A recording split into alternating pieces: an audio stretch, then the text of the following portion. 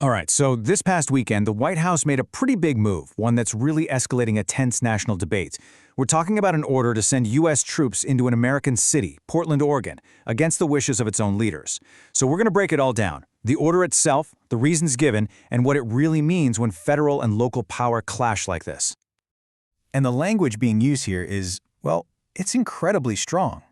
In a social media post, the president laid it all out in really stark terms, authorizing full force to deal with what he called domestic terrorists. That wording right there, it sets a seriously confrontational tone from the very beginning. So what's the actual order? What are we talking about here? Well, on Saturday, September 27th, the president announced this pretty extraordinary step, a deployment of U.S. troops, boots on the ground, right in the city of Portland. The directive went to the Department of Defense, tasking them to provide all necessary troops. But here's the thing, and this is crucial. It's incredibly vague. The White House hasn't given a timeline, they haven't said how many troops we're talking about, or even which units are going. It leaves a ton of questions just hanging in the air. And all that uncertainty, it naturally leads you to ask the biggest question of all. Why? Why now? So let's dig into the official reasons the administration is giving for sending in the military.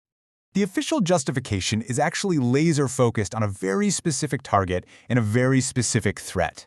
So the mission, they say, is to protect federal ICE facilities. And the reason?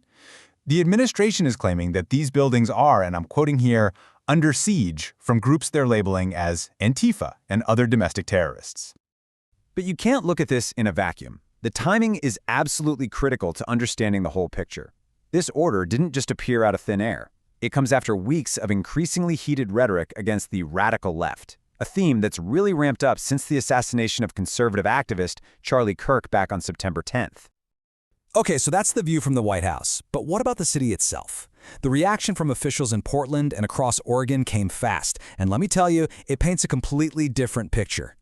Portland's mayor, Keith Wilson, couldn't have been clearer. He said, flat out, "We did not ask for this." He's reporting that federal agents are already showing up in armored vehicles, and he's stressing that their presence is totally unsolicited and, as he sees it, serves no clear purpose at all. U.S. Senator Jeff Merkley takes it even a step further. He's not just saying he disagrees with the deployment. He's warning people that he thinks its real purpose is to cause a fight. He's actually telling people to protest from a distance so they don't fall for what he calls the bait. So you have this massive disconnect, right? The federal government is describing a city that's under siege, but local leaders are calling it a deliberate provocation. So what's actually happening on the ground in Portland? And when you look at the data, that disconnect gets even wider. It's kind of stunning, actually. The administration describes a war-ravaged Portland, but the latest numbers show violent crime is actually down 17% compared to last year. And far from being a ghost town, downtown Portland just had its busiest summer for foot traffic since before the pandemic even started. You know, this timeline really helps put it all into perspective. Because, yes, back in 2020, Portland was the center of huge, long-running, and sometimes violent protests. But the situation on the ground today has changed a lot. Recently, the protests have gotten way smaller and are mostly just happening around that one ICE building, which isn't even in the main downtown area. And that downtown core, it's seen a real recovery. Okay, so if the situation in Portland doesn't seem to match the official story, what else might be going on? Well, it turns out this deployment isn't just a one-off thing.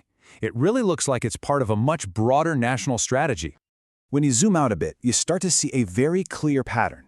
We've seen Marines sent into Los Angeles over immigration protests. There was a threat to deploy the National Guard in Chicago. Troops were used for a crime crackdown right in Washington, D.C. And now we're hearing about 150 troops heading to Memphis. Each case is a little different, but the common thread is using federal forces to handle domestic situations. Portland is just the latest example. So all of this leads us back to one central, really unsettling question. You have a direct order from the White House on one side, and you have total opposition from local leaders on the other.